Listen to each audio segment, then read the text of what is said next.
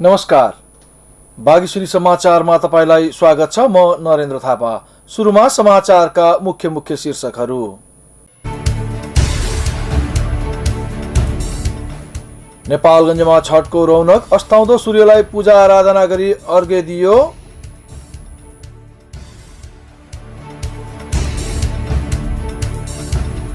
Nepali Congress COVID-19 समिति बाँकेको आयोजनामा शुक्रबार प्लाज्मा दान गर्नेहरूको एन्टिबडी तथा पीसीआर परीक्षण गरियो।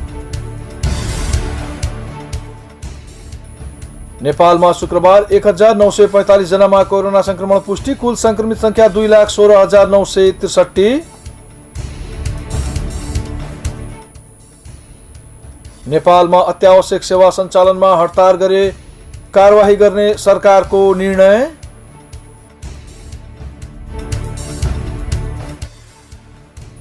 र जिरीमा जारी Jiri open FIDE rating chess प्रतियोगितामा राष्ट्रिय च्याम्पियन बद्रीलाल नेपालीको एकल अग्रता कायमै। समाचारमा स्वागत छ। अब समाचार विस्तारमा। छठ पर्वको मुख्य दिन शुक्रबार साँझ अस्ताउँदो सूर्यलाई पूजा आराधना गरी अर्घ्य दिइएको छ। कार्तिक शुक्ल चतुर्थीदेखि सप्तमीसम्म मनाइने सूर्यदेवको आराधना उपासना र पूजाको यस वर्षको मुख्य दिन शुक्रबार अस्ताउँदो सूर्यलाई पूजा आराधना गरी अर्घ्य दिइएको हो। नेपालगञ्जको बागेश्वरी मन्दिर स्थित तालमा भक्तजनहरूले पूजा आजा गरी सूर्यलाई अर्घ्य चढाएका छन्। मुख्य विधि अन्तर्गत पहिलो दिन चतुर्थीको विधिमा अर्बा अर्बाइन गरिन्छ, जसलाई नहाए खाए पनि भन्ने गरिएको छ। दोस्रो दिन खर्ना, तेस्रो दिन अस्ताउँदो र चौथो दिन उदाउँदो सूर्यलाई अर्घ दिइने गरिन्छ। जसअनुसार शनिबार बिहान भक्तजनहरूले सूर्यलाई अर्घ दिएपछि छठ समापन हुन्छ। कोरोना महामारीका बीच पनि नेपालगञ्जको बागेश्वरी मन्दिर स्थित तालको छेउमा भक्तजनहरू छठ मनाउन पुगेका छन्। जीवनदायी शक्ति सूर्य देवता र छठी माताको उपासना गरी मनाइने यस पर्वको व्रतलाई कठिन व्रत मानिन्छ। सूर्यलाई आरोग्यका देवताका साथै निर्धनताका निवारक पनि मानिन्छ। छठ पर्वमा सूर्यको पूजा अर्चना गर्नु मूल तत्त्व मानिए पनि छठ परमेश्वरी र भगवान सूर्य उपासनाको सम्मिलित पर्व मानिन्छ। यसरी एउटै आराध्य देवलाई पुरुष र स्त्री दुवै संज्ञाले भक्तिभाव प्रकट गर्नुको अभिप्राय सृष्टिको प्राकृतिक स्वरूपप्रति सम्मान गर्नु हो। छठ पर्व विशुद्ध रूपमा प्राकृतिक र पुरुषको पूजा भएको भक्तजनको भनाइ छ। सन्तान प्राप्तिका लागि देवी कृपाको अपेक्षा यस व्रतले गरेको छ। देवी भागवतमा षष्ठी देवीले पुत्रहीनलाई पुत्र प्रदान, पत्नीहीनलाई पत्नी प्रदान, धनहीनलाई धन र कर्मवानलाई उत्तम फल प्रदान गर्ने उल्लेख गरिएको छ। यसै कारण यो पर्व साझा समानताको पर्वका रूपमा लोककरण गएको पाइन्छ। शुक्रबार बाँकेमा 16 जना कोरोना संक्रमितहरू निको भएर डिस्चार्ज भएका छन्। जिल्ला कोभिड-19 संकट व्यवस्थापन केन्द्र बाँकेका फोकल पर्सन नरेश श्रेष्ठका अनुसार बाँकेका 8 महिला र 8 पुरुष गरी 16 जना संक्रमित कोरोना मुक्त भई डिस्चार्ज भएका छन्। उनीहरूलाई कार्तिक 25 गते कोरोना संक्रमण देखिएपछि विभिन्न आइसोलेसनमा राखिएको थियो। यो सँगै बाँकेमा कोरोना संक्रमणबाट मुक्त हुनेको संख्या 3,430 पुगेको छ। विभिन्न आइसोलेसन केन्द्रमा 179 जना सक्रिय संक्रमित उपचारमा रहेका छन्। बाँके जिल्लामा हालसम्म कोरोनाबाट संक्रमितको संख्या 3,646 रहेको छ भने 37 जनाको कोरोनाका कारण मृत्यु भइसकेको छ। नेपाली कांग्रेसद्वारा गठित कोभिड-19 अनुगमन समिति बाँकेद्वारा शनिबार आयोजना गरिएको प्लाज्मा दान कार्यक्रम अघि प्लाज्मा दिनेहरूको पीसीआर परीक्षण तथा एन्टिबडी परीक्षण गरिएको छ। जिल्ला प्रशासन कार्यालय बाँकेको परिसरमा आयोजना गरिएको पीसीआर परीक्षण तथा एन्टिबडी जाँचमा 35 जनाले नमुना दिएका छन्। कोरोना भाइरस संक्रमणबाट गम्भीर अवस्थामा पुगेका बिरामीलाई प्लाज्मा विधिबाट उपचार गर्ने गरिएको छ। उक्त प्लाज्मा संक्रमित व्यक्तिसँग लड्ने एन्टिबडीको विकास भएको छ छैन भनेर पुनः पीसीआर गरेर एन्टिबडी निकालिएको हो। कोरोना भाइरस संक्रमणबाट मुक्त भएका व्यक्तिहरूबाट प्लाज्मा निकाल्ने गरिन्छ। संक्रमणबाट मुक्त भएका कतिपय व्यक्तिहरूबाट निकालिएको प्लाज्माले बिरामीलाई रिकभरी नगरेपछि एन्टिबडी जाँच गरेर मात्र प्लाज्मा निकाल्ने गरिएको छ। शुक्रबार एन्टिबडी जाँच गरेका उनीहरूको शनिबार प्लाज्मा निकाल्ने कार्यक्रम आयोजना गरिएको अनुगमन समितिका संयोजक लक्ष्मीनारायण शाहले जानकारी दिनुभयो। यो कोभिड-19 लाई मध्यनजर गर्दै एउटा कोभिड अनुगमन समिति केन्द्रमा गठन भएको छ। त्यही अनुसार हाम्रो 77 जिल्लामा गठन भएको छ र हामीले के सोच्यौँ भने यो चाहिँ के अरे जनताको पब्लिक वेलफेयरको कार्यक्रम भएको हुनाले काम भएको हुनाले अहिले हामीले पहिलो काम चाहिँ हामी यो प्लाज्मै डोनेसन गराउँ र प्लाज्माले धेरैको जीवन बाँच्न सक्छ भन्ने उद्देश्यका साथ यो प्लाज्मा डोनेसनको कार्यक्रम गरिएको हो। कोरोना संक्रमणको उपचारमा महत्त्वपूर्ण मानिने प्लाज्माको अभाव देखिएपछि प्लाज्मा दान कार्यक्रमको आयोजना गरिएको संयोजक शाहले बताउनुभयो। सरकारले कोरोना भाइरस रोकथाम, नियन्त्रण, निदान र उपचारमा प्रभावकारी भूमिका निभाउन नसकेको शाहको भनाइ छ। त्यही भएर कांग्रेसको केन्द्रीय कार्यक्रम अन्तर्गत जिल्लामा अनुगमन समितिले संक्रमितको उपचारमा सहयोग पुगोस् भनेर प्लाज्मा दान कार्यक्रमको आयोजना गरिएको उहाँले जानकारी दिनुभयो। शनिबार हुने उक्त कार्यक्रममा कांग्रेसका सहमहामन्त्री एवं नेपाली कांग्रेसद्वारा गठित कोभिड-19 अनुगमन समितिका केन्द्रीय संयोजक डाक्टर प्रकाश शरण महतको सहभागिता रहने शाहले जानकारी दिनुभएको छ। बाँकेको खजुरा स्थित सुशील कोइराला प्रखर क्यान्सर अस्पतालमा सर्जरी सेवा सुरु गरिएको छ। संघीय सांसद नन्दलाल रोकाले शुक्रबार सेवाको एक कार्यक्रमका बीच उद्घाटन समेत गर्नुभएको छ। सो अवसरमा खजुरा गाउँपालिकाका अध्यक्ष तथा अस्पतालका संस्थापक अध्यक्ष किस्मत कुमार कक्षपतिले 15 वर्ष अघि जनताको प्रत्यक्ष सहभागितामा निर्माण गरिएको सो अस्पताल सञ्चालनमा आउनु खजुरावासीको गौरवको विषय भएको बताउनुभयो। अस्पतालका कार्यकारी निर्देशक डाक्टर कृष्ण प्रसाद आचार्यले अपरेसन सेवा सुरुपछि एक हप्ताभित्र जटिल खालका शल्यक्रियाको सेवा सञ्चालन गर्ने योजना बनाएको, अबको 1 महिनाभित्र अस्पतालले स्त्री रोग विशेषज्ञ सहितको सेवा दिने तयारी गरिएको बताउनुभयो। सो अस्पताल चितवन पश्चिमको एकमात्र क्यान्सर अस्पताल हो। यहाँ अहिले किमोथेरापी, जनरल सेवा, lab, video X-ray, CT scan लगायतका सेवाहरू दिँदै आएकोमा अब शल्यक्रिया समेत थपिएको छ। 25 जना जनशक्ति रहेको यो अस्पतालले सेवा विस्तारसँगै विशेषज्ञ चिकित्सक सहित 45 जना जनशक्ति थप्ने तयारीमा रहेको पनि निर्देशक डाक्टर आचार्यले जानकारी दिनुभयो। राष्ट्रिय समाचार र खेल समाचार अझ बाँकी नै छन्, केही बेर व्यापारिक विश्राम।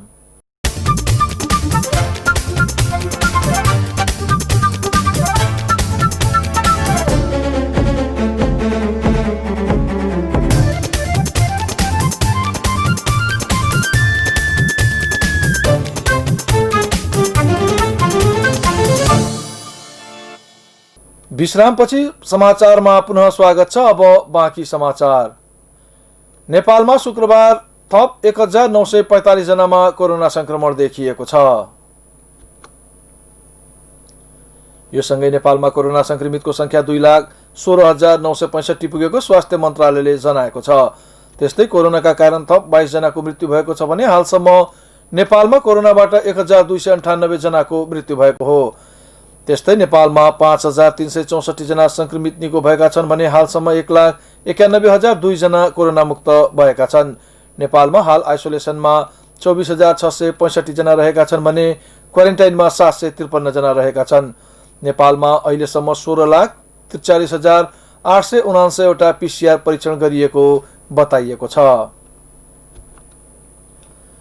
राष्ट्रिय सभाका अध्यक्ष गणेश प्रसाद तिमिलसेनाले बेल्ट एन्ड रोड BRI परियोजनाबाट नेपालले लाभ लिनुपर्ने बताउनु भएको छ।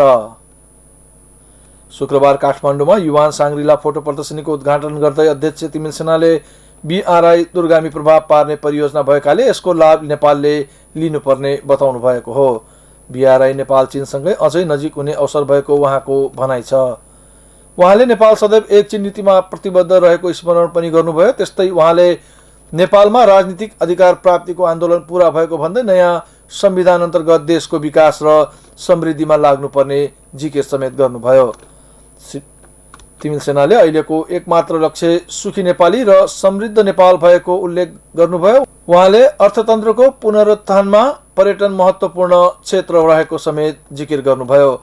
कार्यक्रममा संस्कृति, पर्यटन तथा नागरिक उड्डयन मन्त्री योगेश भट्टराईले नेपाल र चीनको सम्बन्धलाई जोड्ने उत्तरका 9 नाकाबाट यातायात खुलाउने सरकारको तयारी रहेको जानकारी दिनुभयो। सन् 2020 लाई पर्यटन वर्ष घोषणा गर्ने बेला भए पनि चिनिया क्षेत्रबाट पर्याप्त सहयोग भएको उहाँको भनाइ छ। नेपाल चाइना मिडिया फोरमको संयोजन गरेको युवान साङ्ग्रिला फोटो प्रदर्शनीले संस्कृति आदान प्रदान हुने विश्वास लिइएको छ।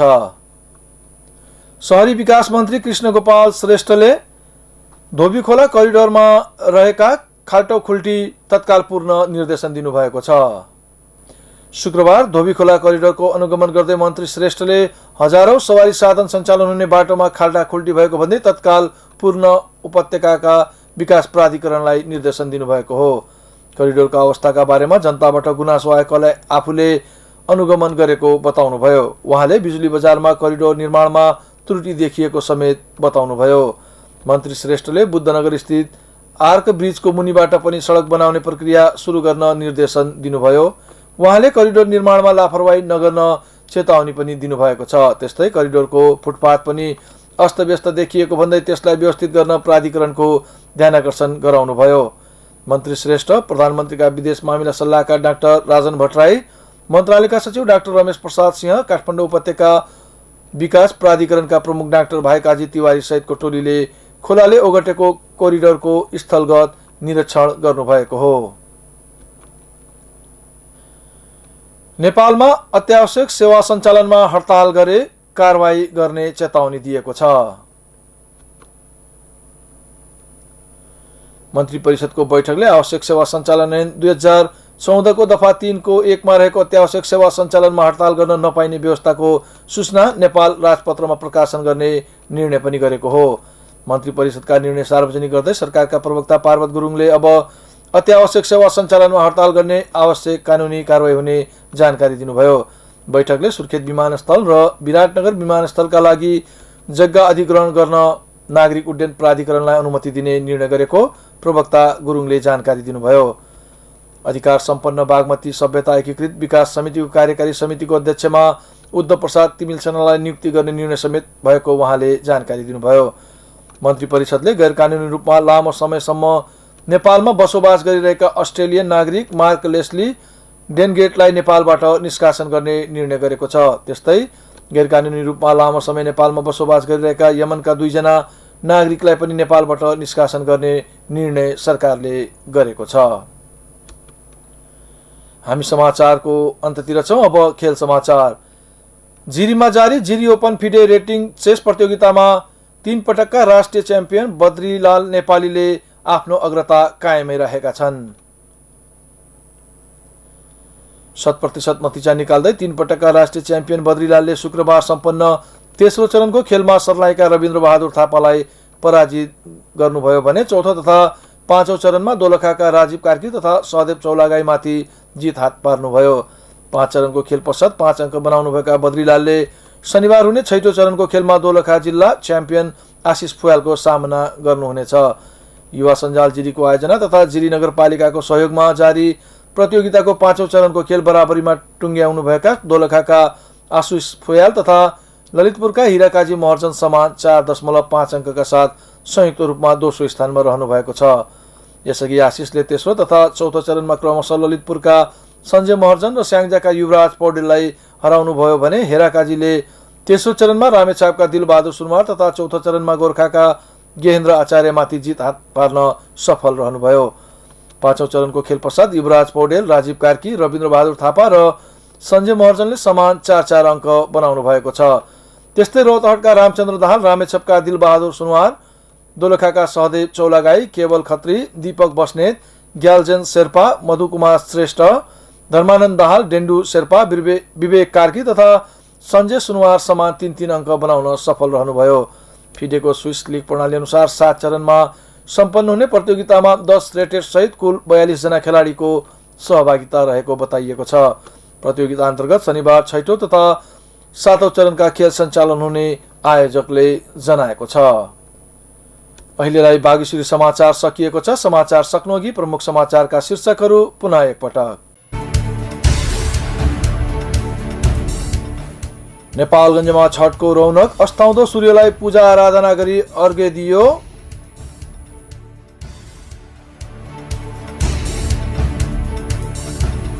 नेपाली कांग्रेस कोभिड-19 समिति बाँकेको आयोजनामा शुक्रबार प्लाज्मा दान गर्नेहरूको एन्टिबडी तथा पीसीआर परीक्षण गरियो।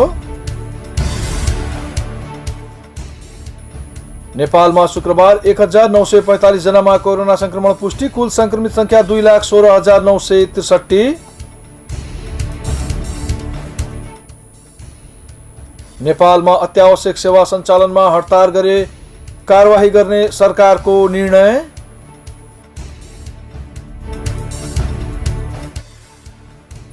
र जिरीमा जारी Jiri open FIDE rating chess प्रतियोगितामा राष्ट्रिय च्याम्पियन बद्रीलाल नेपालीको एकल अग्रता कायमै।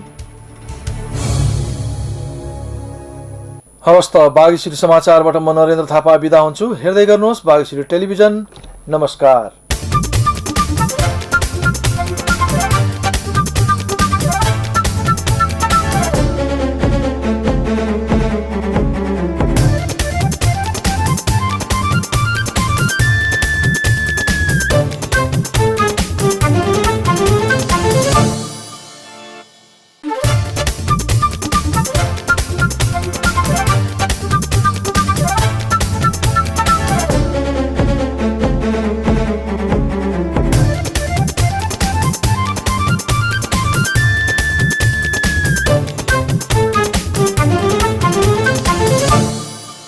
एनसेलको वायर फ्री प्लस वार्षिक भुक्तानी गरेमा कर बाहेक मात्र रु 690 मा 60 GB wire free data plus 10 GB SIM data plus 200 minute voice pack र अन्य डिजिटल सेवाहरूको गजबको कम्बो। थप जानकारीको लागि 9008 डायल गर्नुहोस्।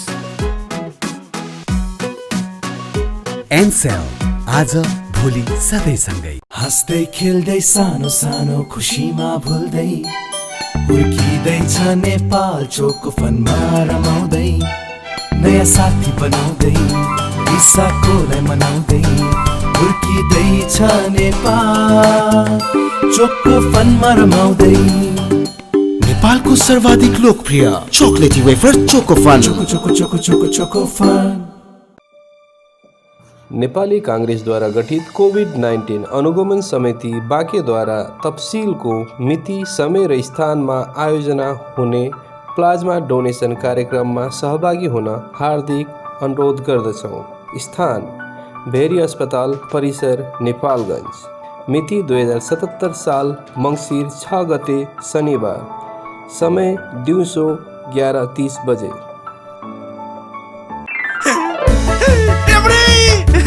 नयाँ घर भित्र बाहिर पुरै रङ्गिनी हो अब बर्चर पेन्टले। बर्चर कलर स्प्ल्याश अफरमा बाहिर र भित्र रङ्गाई जित्नुहोस् 100 स्क्वायर फिट बराबरको सिल्क इल्युजन पेन्ट सित्तैमा 5 लाख बम्पर क्यास।